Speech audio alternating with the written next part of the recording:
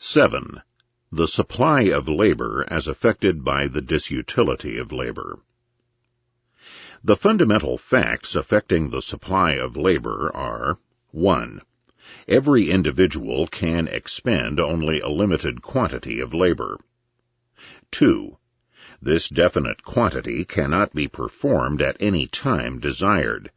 The interpolation of periods of rest and recreation is indispensable. 3. Not every individual is able to perform any kind of labor.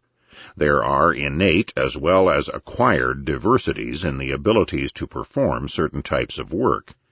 The innate faculties required for certain types of work cannot be acquired by any training and schooling. 4. The capacity to work must be dealt with appropriately if it is not to deteriorate or to vanish altogether. Special care is needed to preserve a man's abilities, both the innate and the acquired, for such a period as the unavoidable decline of his vital forces may permit. 5.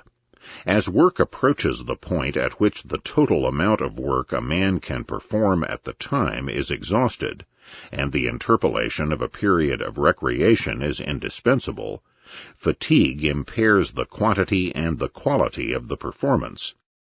Other fluctuations in the quantity and quality of the performance per unit of time, for example, the lower efficiency in the period immediately following the resumption of work interrupted by recreation, are hardly of any importance for the supply of labor on the market.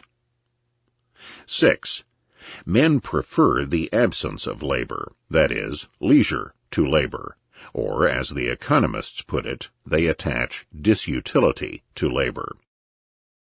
The self-sufficient man who works in economic isolation for the direct satisfaction of his own needs only stops working at the point at which he begins to value leisure, the absence of labor's disutility, more highly than the increment in satisfaction expected from working more. Having satisfied his most urgent needs, he considers the satisfaction of the still unsatisfied needs less desirable than the satisfaction of his striving after leisure. The same is true for wage earners, no less than for an isolated autarkic worker. They, too, are not prepared to work until they have expended the total capacity of work they are capable of expending. They, too, are eager to stop working at the point at which the immediate gratification expected no longer outweighs the disutility involved in the performance of additional work. Popular opinion, laboring under atavistic representations and blinded by Marxian slogans, was slow in grasping this fact. It clung, and even today clings, to the habit of looking at the wage earner as a bondsman, and at wages as the capitalist equivalent of the bare subsistence which the slave owner and the cattle owner must provide for their slaves and animals. In the eyes of this doctrine, the wage earner is a man whom poverty has forced to submit to bondage. The vain formalism of the bourgeois lawyers, we are told, calls this subjection voluntary, and interprets the relation between employer and employee as a contract between two equal parties. In truth, however, the worker is not free. He acts under duress. He must submit to the yoke of virtual serfdom, because, as society's disinherited outcast, no other choice is left to him. Even his apparent right to choose his master is spurious. The open or silent combination of the employers fixing the conditions of employment in a uniform way, by and large, makes this freedom illusory. If one assumes that wages are merely the reimbursement of the expenses incurred by the worker in the preservation and reproduction of labor power, or that their height is determined by tradition, it is quite consistent to consider every reduction in the obligations which the labor contract imposes on the worker as a unilateral gain for the worker. If the height of wage rates does not depend on the quantity and quality of the performance, If the employer does not pay to the worker the price the market assigns to his achievement, if the employer does not buy a definite quantity and quality of workmanship, but buys a bondsman, if wage rates are so low that for natural or historical reasons they cannot drop any further, one improves the wage earner's lot by forcibly shortening the length of the working day. Then it is permissible to look at the laws limiting the hours of work as tantamount to the decrees by means of which European governments of the 17th, 18th, and early 19th centuries step by step reduced and finally entirely abolished the amount of the unpaid statute labor, corvée, which the peasant bondsmen were liable to give to their lords, or to ordinances lightening the work to be done by convicts. Then the shortening of daily hours of work which the evolution of capitalist industrialism brought about is appraised as a victory of the exploited wage slaves over the rugged selfishness of their tormentors.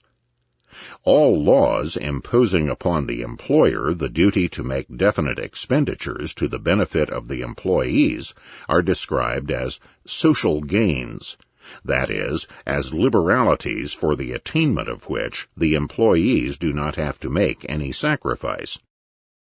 It is generally assumed that the correctness of this doctrine is sufficiently demonstrated by the fact that the individual wage earner has only a negligible influence on the determination of the terms of the labor contract. The decisions concerning the length of the working day, work on Sundays and holidays, the time set for meals, and many other things are made by the employers without asking the employees. The wage earner has no other choice than to yield to these orders or to starve. The cardinal fallacy involved in this reasoning has already been pointed out in the preceding sections. The employers are not asking for labor in general, but for men who are fitted to perform the kind of labor they need. Just as an entrepreneur must choose for his plants the most suitable location, equipment, and raw materials, so he must hire the most efficient workers. He must arrange conditions of work in such a way as to make them appear attractive to those classes of workers he wants to employ. It is true that the individual worker has but little to say with regard to these arrangements. They are, like the height of wage rates itself, like commodity prices and the shape of articles produced for mass consumption, the product of the interaction of innumerable people participating in the social process of the market. They are, as such, mass phenomena, which are but little subject to modification on the part of a single individual. However, it is a distortion of truth to assert that the individual voter's ballot is without influence because many thousands or even millions of votes are required to decide the issue, and that those of people not attached to any party virtually do not matter. Even if one were to admit this thesis for the sake of argument, it is a non sequitur to infer that the substitution of totalitarian principles for democratic procedures would make the office holders more genuine representatives of the people's will than election campaigns. The counterparts of these totalitarian fables in the field of the market's economic democracy are the assertions that the individual consumer is powerless against the suppliers, and the individual employee against the employers. It is, of course, not an individual's taste, different from that of the many, that determines the features of articles of mass production designed for mass consumption, but the wishes and likes of the majority. It is not the individual job-seeker, but the masses of job-seekers, whose conduct determines the terms of the labor contracts prevailing in definite areas or branches of industry. If it is customary to have lunch between noon and 1 o'clock, an individual worker who prefers to have it between 2 and 3 p.m. has little chance of having his wishes satisfied. However, the social pressure to which this solitary individual is subject in this case is not exercised by the employer, but by his fellow employees. Employers, in their search for suitable workers, are forced to accommodate themselves even to serious and costly inconveniences if they cannot find those needed on other terms. In many countries, some of them stigmatized as socially backward by the champions of anti-capitalism, employers must yield to various wishes of workers motivated by considerations of religious ritual or caste and status. They must arrange hours of work, holidays, and many technical problems according to such opinions, however burdensome such an adjustment may be. Whenever an employer asks for special performances which appear irksome or repulsive to the employees, he must pay extra for the excess of disutility the worker must expend. The terms of the labor contract refer to all working conditions, not merely to the height of wage rates. Teamwork in factories and the interdependence of various enterprises make it impossible to deviate from the arrangements customary in the country or in the branch concerned, and thus result in a unification and standardization of these arrangements. But this fact neither weakens nor eliminates the employee's contribution in their setting up. For the individual workers, they are, of course, an unalterable datum, as the railroad's timetable is for the individual traveler. But nobody would contend that in determining the timetable, the company does not bother about the wishes of the potential customers. Its intention is precisely to serve as many of them as possible. The interpretation of the evolution of modern industrialism has been utterly vitiated by the anti-capitalistic bias of governments and the masses, and the allegedly pro-labor writers and historians. The rise in real wage rates, the shortening of hours of work, the elimination of child labor, and the restriction of the labor of married women, it is asserted, were the result of the interference of governments and labor unions, and the pressure of public opinion aroused by humanitarian authors. But for this interference and pressure, the entrepreneurs and capitalists would have retained for themselves all the advantages derived from the increase in capital investment and the consequent improvement in technological methods. The rise in the wage earner's standard of living was thus brought about at the expense of the unearned income of capitalists, entrepreneurs, and landowners. It is highly desirable to continue these policies, benefiting the many at the sole expense of a few selfish exploiters, and to reduce more and more the unfair take of the propertied classes. The incorrectness of this interpretation is obvious. All measures restricting the supply of labor directly or indirectly burden the capitalists as far as they increase the marginal productivity of labor and reduce the marginal productivity of the material factors of production. As they restrict the supply of labor without reducing the supply of capital, they increase the portion allotted to the wage earners out of the total net produce of the production effort. But this total net produce will drop too, and it depends on the specific data of each case whether the relatively greater quota of a smaller cake will be greater or smaller than the relatively smaller quota of a bigger cake. The rate of interest and profits are not directly affected by the shortening of the total supply of labor. The prices of material factors of production drop, and wage rates per unit of the individual worker's performance, not necessarily also per capita of the workers employed, rise. The prices of the products rise too. Whether all these changes result in an improvement or in a deterioration of the average wage earner's income is, as has been said, a question of fact in each instance. But our assumption that such measures do not affect the supply of material factors of production is impermissible. The shortening of the hours of work, the restriction of night work, and of the employment of certain classes of people impair the utilization of a part of the equipment available, and are tantamount to a drop in the supply of capital. The resulting intensification of the scarcity of capital goods may entirely undo the potential rise in the marginal productivity of labor as against the marginal productivity of capital goods. If, concomitantly with the compulsory shortening of the hours of work, the authorities or the unions forbid any corresponding reduction in wage rates which the state of the market would require, or if previously prevailing institutions prevent such a reduction, the effects appear which every attempt to keep wage rates at a height above the potential market rate brings about: institutional unemployment. The history of capitalism as it has operated in the last 200 years in the realm of Western civilization is the record of a steady rise in the wage earner's standard of living. The inherent mark of capitalism is that it is mass production for mass consumption directed by the most energetic and far-sighted individuals, unflaggingly aiming at improvement.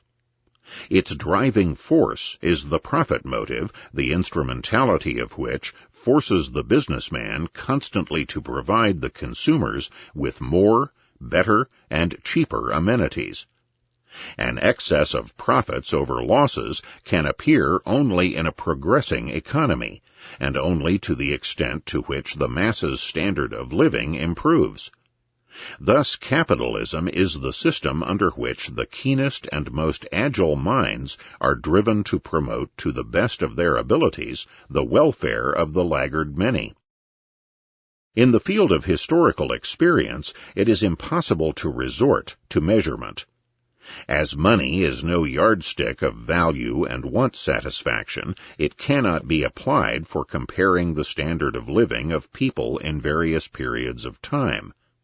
However, all historians whose judgment is not muddled by romantic prepossessions agree that the evolution of capitalism has multiplied capital equipment on a scale which far exceeded the synchronous increase in population figures. Capital equipment, both per capita of the total population and per capita of those able to work, is immensely larger today than 50, 100, or 200 years ago. Concomitantly, there has been a tremendous increase in the quota which the wage earners receive out of the total amount of commodities produced, an amount which in itself is much bigger than in the past. The ensuing rise in the masses' standard of living is miraculous when compared with the conditions of ages gone by. In those merry old days, even the wealthiest people led an existence which must be called straitened when compared with the average standard of the American or Australian worker of our age. Capitalism, says Marx, unthinkingly repeating the fables of the eulogists of the Middle Ages, has an inevitable tendency to impoverish the workers more and more. The truth is that capitalism has poured a horn of plenty upon the masses of wage earners, who frequently did all they could to sabotage the adoption of those innovations which render their life more agreeable. How uneasy an American worker would be if he were forced to live in the manner of a medieval lord and to miss the plumbing facilities and the other gadgets he simply takes for granted. The improvement in his material well-being has changed the worker's valuation of leisure. Better supplied with the amenities of life as he is, he sooner reaches the point at which he looks upon any further increment in the disutility of labor as an evil, which is no longer outweighed by the expected further increment in labor's immediate gratification. He is eager to shorten the hours of daily work, and to spare his wife and children the toil and trouble of gainful employment. It is not labor legislation and labor union pressure that have shortened hours of work and withdrawn married women and children from the factories. It is capitalism which has made the wage earner so prosperous that he is able to buy more leisure time for himself and his dependents. The 19th century's labor legislation, by and large, achieved nothing more than to provide a legal ratification for changes which the interplay of market factors had brought about previously. As far as it sometimes went ahead of industrial evolution, the quick advance in wealth soon made things right again. As far as the allegedly pro-labor laws decreed measures which were not merely the ratification of changes already effected, or the anticipation of changes to be expected in the immediate future, they hurt the material interests of the workers. The term social gains is utterly misleading. If the law forces workers who would prefer to work 48 hours a week not to give more than 40 hours of work, or if it forces employers to incur certain expenses for the benefit of employees, it does not favor workers at the expense of employers. Whatever the provisions of a Social Security law may be, their incidence ultimately burdens the employee, not the employer. They affect the amount of take-home wages. If they raise the price the employer has to pay for a unit of performance above the potential market rate, they create institutional unemployment. Social Security does not enjoin upon the employers the obligation to expend more in buying labor. It imposes upon the wage earners a restriction concerning the spending of their total income. It curtails the worker's freedom to arrange his household according to his own decisions. Whether such a system of Social Security is a good or a bad policy is essentially a political problem. One may try to justify it by declaring that the wage earners lack the insight and the moral strength to provide spontaneously for their own future. But then it is not easy to silence the voices of those who ask whether it is not paradoxical to entrust the nation's welfare to the decisions of voters whom the law itself considers incapable of managing their own affairs. Whether it is not absurd to make those people supreme in the conduct of government who are manifestly in need of a guardian to prevent them from spending their own income foolishly. Is it reasonable to assign to wards the right to elect their guardians? It is no accident that Germany, the country that inaugurated the Social Security system, was the cradle of both varieties of modern disparagement of democracy, the Marxian as well as the non-Marxian. Remarks about the popular interpretation of the Industrial Revolution.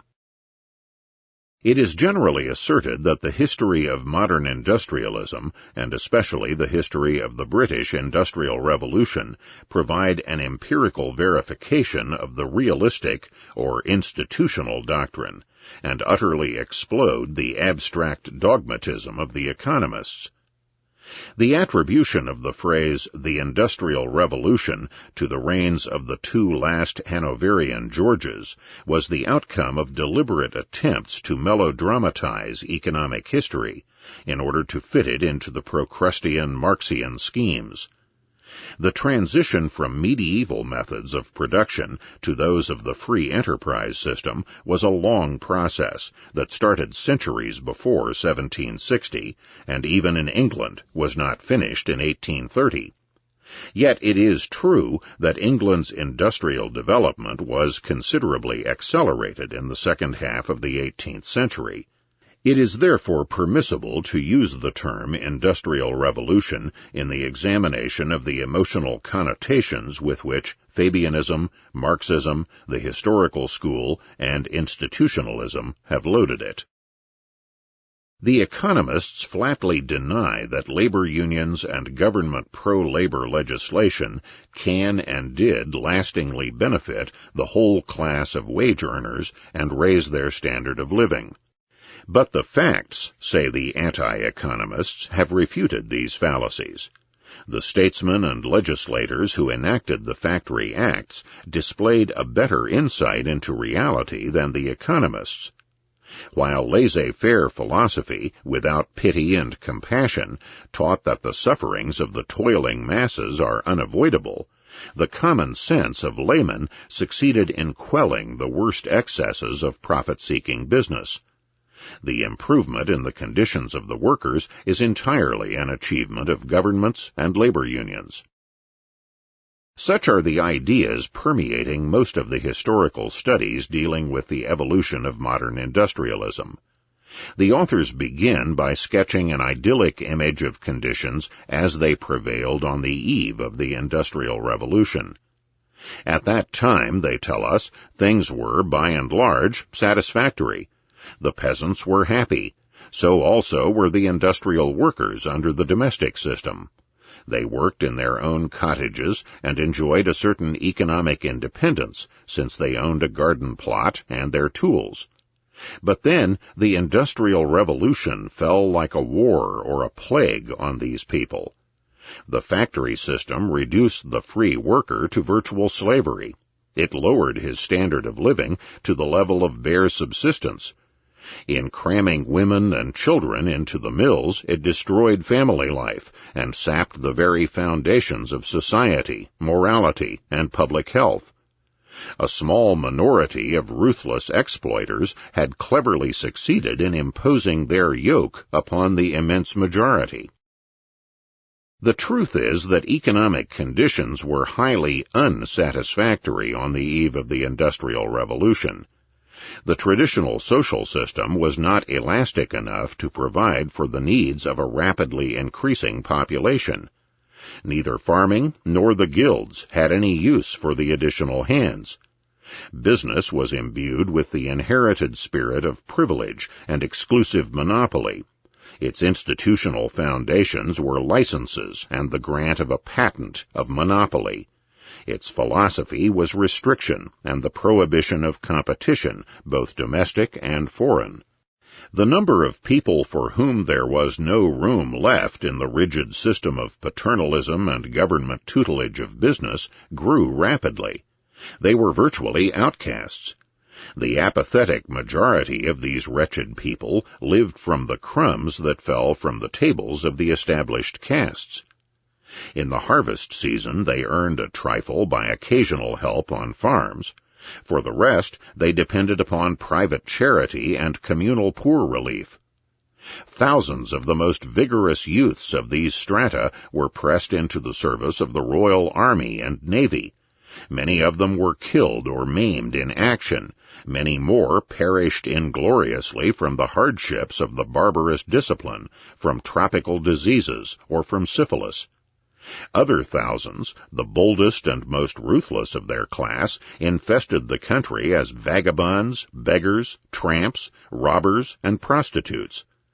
The authorities did not know of any means to cope with these individuals other than the poorhouse and the workhouse. The support the government gave to the popular resentment against the introduction of new inventions and labor-saving devices made things quite hopeless. The factory system developed in a continuous struggle against innumerable obstacles. It had to fight popular prejudice, old established customs, legally binding rules and regulations, the animosity of the authorities, the vested interests of privileged groups, the envy of the guilds. The capital equipment of the individual firms was insufficient, the provision of credit extremely difficult and costly. Technological and commercial experience was lacking. Most factory owners failed. Comparatively few succeeded. Profits were sometimes considerable, but so were losses. It took many decades until the common practice of reinvesting the greater part of profits earned accumulated adequate capital for the conduct of affairs on a broader scale. That the factories could thrive in spite of all these hindrances was due to two reasons. First, there were the teachings of the new social philosophy expounded by the economists. They demolished the prestige of mercantilism, paternalism, and restrictionism. They exploded the superstitious belief that labor-saving devices and processes cause unemployment and reduce all people to poverty and decay. The laissez-faire economists were the pioneers of the unprecedented technological achievements of the last 200 years. Then there was another factor that weakened the opposition to innovations. The factories freed the authorities and the ruling landed aristocracy from an embarrassing problem that had grown too large for them. They provided sustenance for the masses of paupers. They emptied the poorhouses, the workhouses, and the prisons. They converted starving beggars into self-supporting breadwinners. The factory owners did not have the power to compel anybody to take a factory job. They could only hire people who were ready to work for the wages offered to them. Low as these wage rates were, they were nonetheless much more than these paupers could earn in any other field open to them. It is a distortion of facts to say that the factories carried off the housewives from the nurseries and the kitchens, and the children from their play. These women had nothing to cook with and to feed their children. These children were destitute and starving. Their only refuge was the factory. It saved them, in the strict sense of the term, from death by starvation. It is deplorable that such conditions existed. But if one wants to blame those responsible, one must not blame the factory owners, who, driven by selfishness, of course, and not by altruism, did all they could to eradicate the evils. What had caused these evils was the economic order of the pre-capitalistic era, the order of the good old days. In the first decades of the Industrial Revolution, the standard of living of the factory workers was shockingly bad when compared with the contemporary conditions of the upper classes and with the present conditions of the industrial masses. Hours of work were long, the sanitary conditions in the workshops deplorable. The individual's capacity to work was used up rapidly. But the fact remains that for the surplus population which the enclosure movement had reduced to dire wretchedness, and for which there was literally no room left in the frame of the prevailing system of production, work in the factories was salvation. These people thronged into the plants for no reason other than the urge to improve their standard of living. The laissez-faire ideology and its offshoot, the Industrial Revolution, blasted the ideological and institutional barriers to progress and welfare. They demolished the social order in which a constantly increasing number of people were doomed to abject need and destitution. The processing trades of earlier ages had almost exclusively catered to the wants of the well-to-do. Their expansion was limited by the amount of luxuries the wealthier strata of the population could afford. Those not engaged in the production of primary commodities could earn a living only as far as the upper classes were disposed to utilize their skill and services. But now a different principle came into operation. The factory system inaugurated a new mode of marketing as well as of production. Its characteristic feature was that the manufactures were not designed for the consumption of a few well-to-do only, but for the consumption of those who had hitherto played but a negligible role as consumers. Cheap things for the many was the objective of the factory system. The classical factory of the early days of the Industrial Revolution was the cotton mill.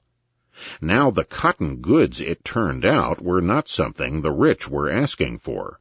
These wealthy people clung to silk, linen, and cambric. Whenever the factory, with its methods of mass production by means of power-driven machines, invaded a new branch of production, it started with the production of cheap goods for the broad masses. The factories turned to the production of more refined, and therefore more expensive goods, only at a later stage, when the unprecedented improvement in the masses' standard of living, which they caused, made it profitable to apply the methods of mass production also to these better articles.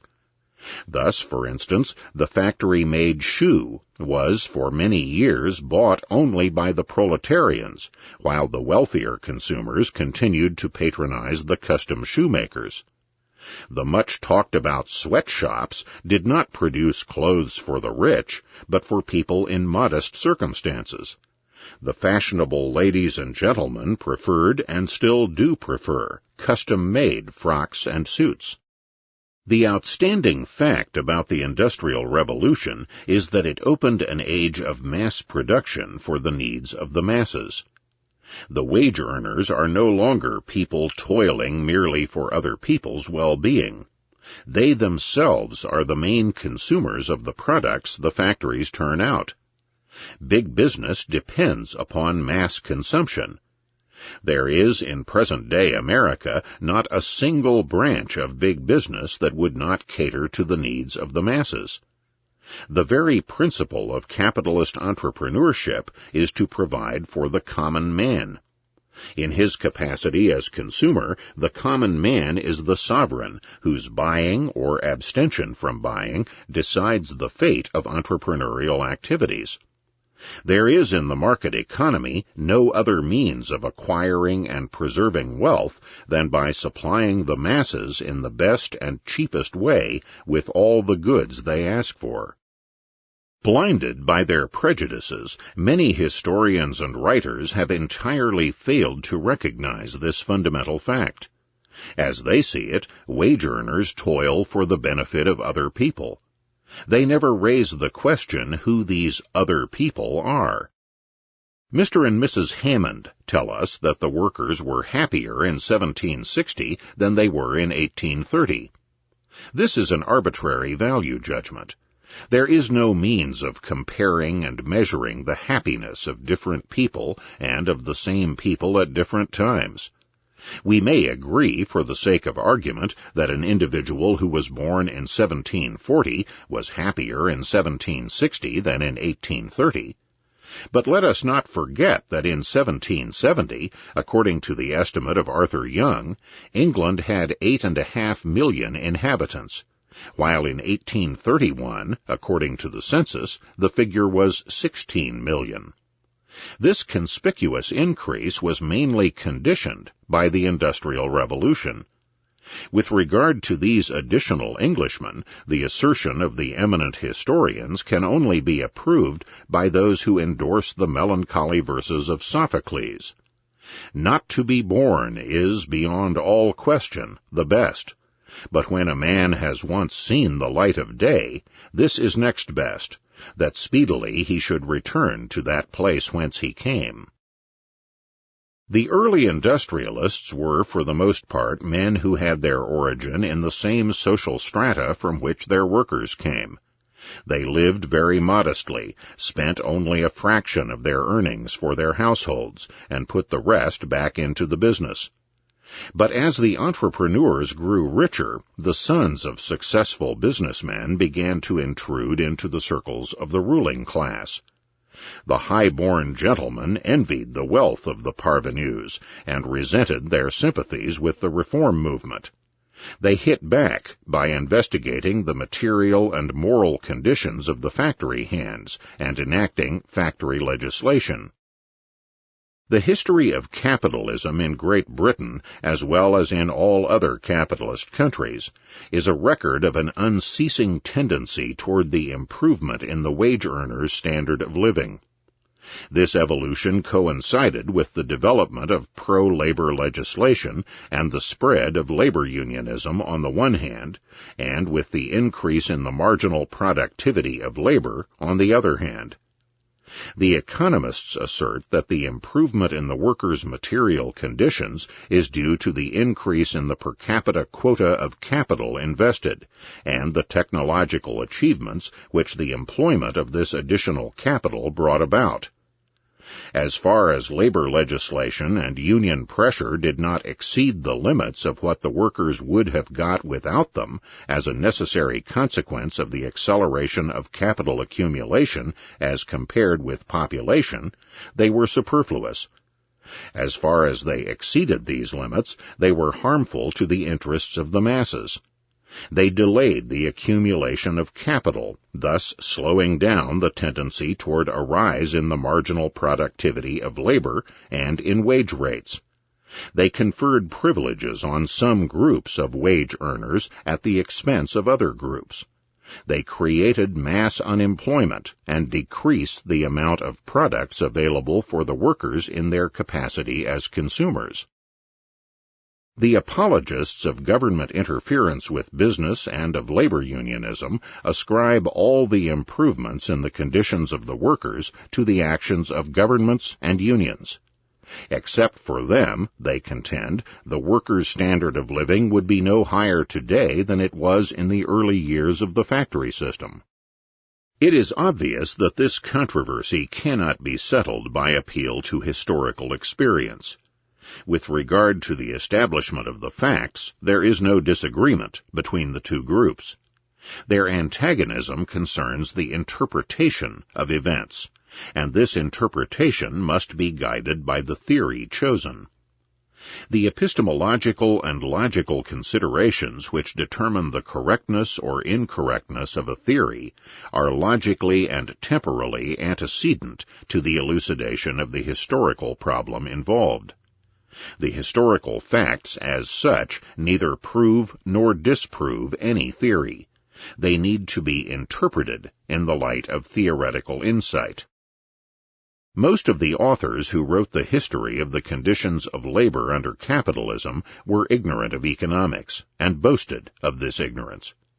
However, this contempt for sound economic reasoning did not mean that they approached the topic of their studies without prepossession and without bias in favor of any theory.